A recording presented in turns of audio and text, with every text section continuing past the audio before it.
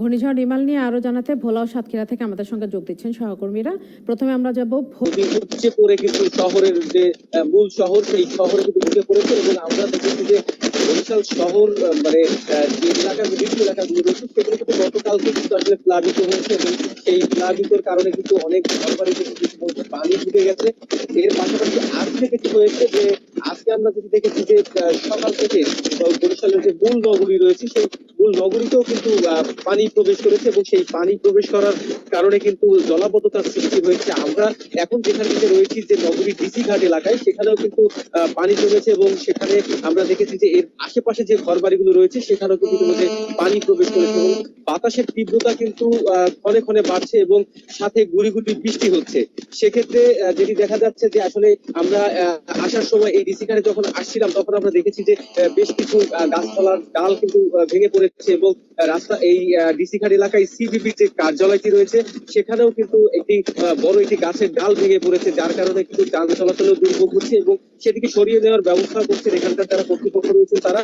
এছাড়া আমরা গতকাল বরিশালের মোহাম্মদপুর, রসুলপুর এবং পলাশপুর এলাকায় গিয়েছিলাম, যেটি বরিশাল কীর্তনখোলা নদীর পাড়ে একদম পাড়ি অবস্থিত। সেখানে কিন্তু আসলে গতকাল আমরা দেখেছি কোমর সমান পানি জমে গেছে এবং সেখানে কিন্তু সাধারণ যারা বাসিন্দা রয়েছেন তারা কিন্তু দুর্ভোগে পড়েছেন।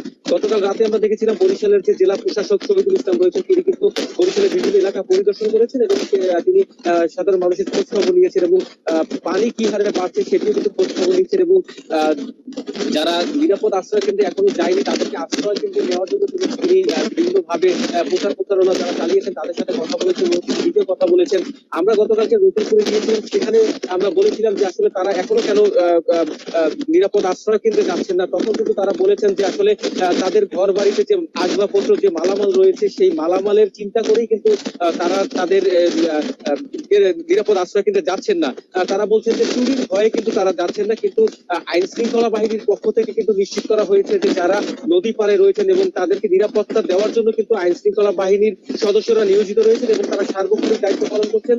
তারপরেও যারা নদী পাড়ের যারা বাসিন্দা রয়েছেন তাদেরকে আমরা দেখেছি তাদের একটি অনীহা রয়েছে, সেই অনীহার কারণে কিন্তু তারা এখনো সেই তাদের যে আশেপাশে যে আশ্রয় কেন্দ্র রয়েছে সেখানে কিন্তু তারা যায়নি। এর বাইরে যদি আমরা আরেকটু বলি, বরিশালে 541টি আশ্রয় কেন্দ্র প্রস্তুত রাখা হয়েছে এবং সেই আশ্রয় কেন্দ্রে কিন্তু জেলা প্রশাসকের পক্ষ থেকে বলা হয়েছে প্রায় 15 থেকে 20,000 লোক কিন্তু ইতিমধ্যে সেই আশ্রয় কেন্দ্রে গিয়েছে এবং যাদের গবাদি পশু রয়েছে তারা কিন্তু সেই গবাদি পশু আশ্রয় কেন্দ্রে গিয়েছে।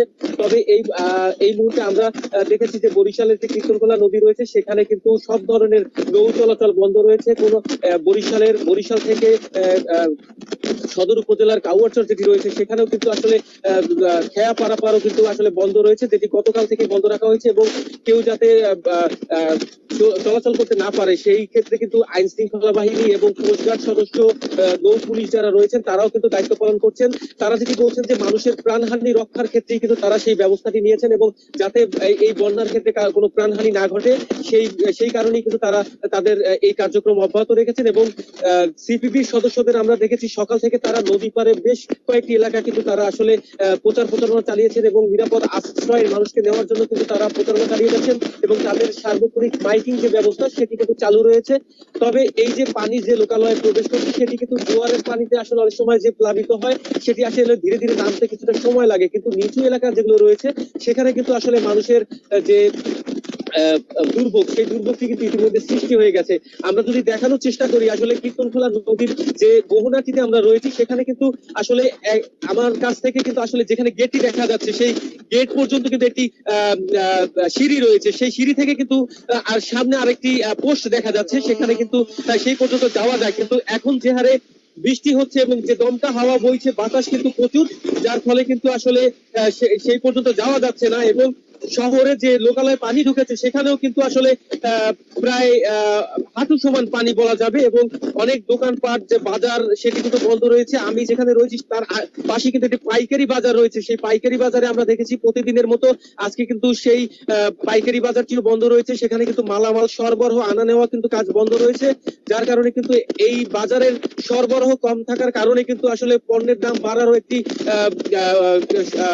করা হচ্ছে যে আসলে এই বাজার দর কিন্তু আসলে বেড়ে যেতে পারে, যে আসলে পণ্য খালাস না হওয়ার কারণে এবং না আসার কারণে কিন্তু দুপুরে যে জোয়ার হয়েছিল সেই জোয়ারে কিন্তু বাগেরহাটের প্রধান নদ নদীতে কিন্তু পানির উচ্চতা ছিল অনেক বেশি স্বাভাবিক জোয়ারের থেকে, যেটাকে বিপদ সীমার উপরে দিয়ে প্রবাহিত হচ্ছিল, এমনটাই কিন্তু পানি উন্নয়ন বোর্ড বলছিল।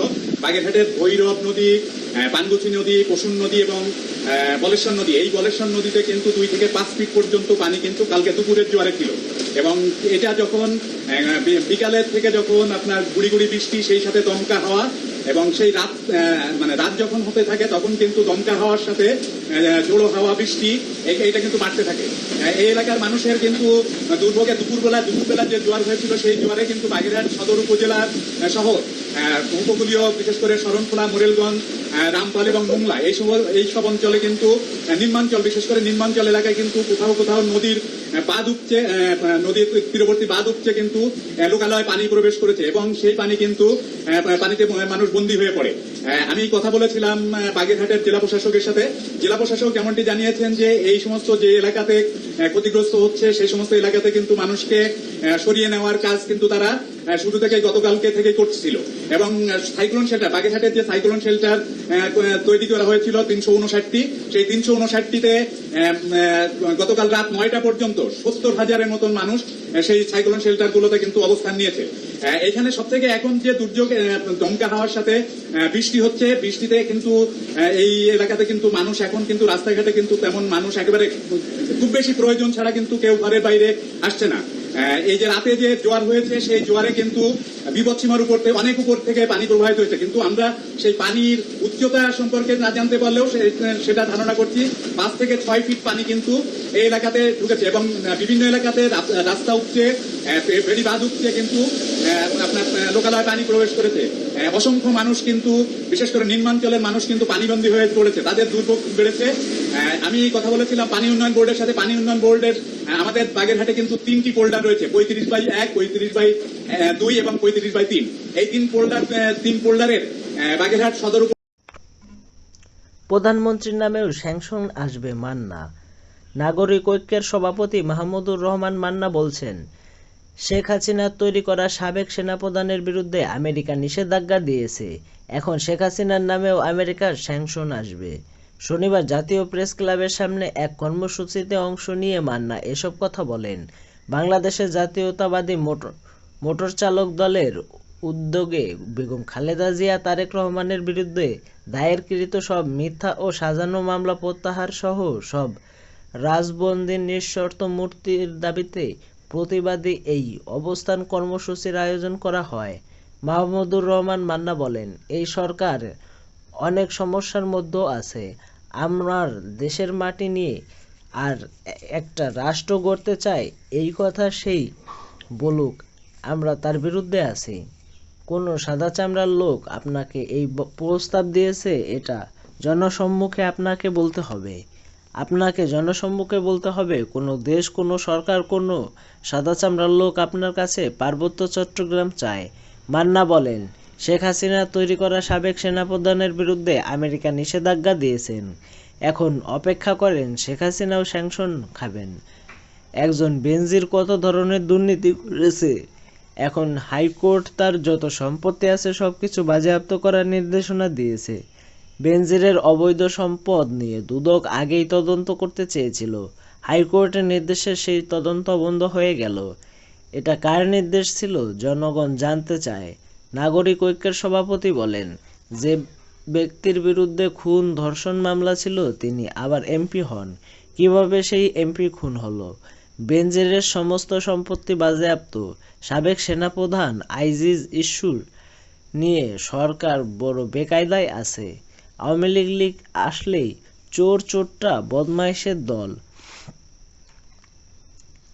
চুরি সামারি করে ব্যাংকগুলো ফোকলা করে ফেলেছে। নেতাকর্মীদের উদ্দেশ্যে মান্না আরও বলেন, ঐক্যবদ্ধভাবে আন্দোলনের মাধ্যমে জেলের তালা ভাঙতে হবে, তবেই খালেদা জিয়া মুক্ত হবে, তাছাড়া মুক্ত হবে না।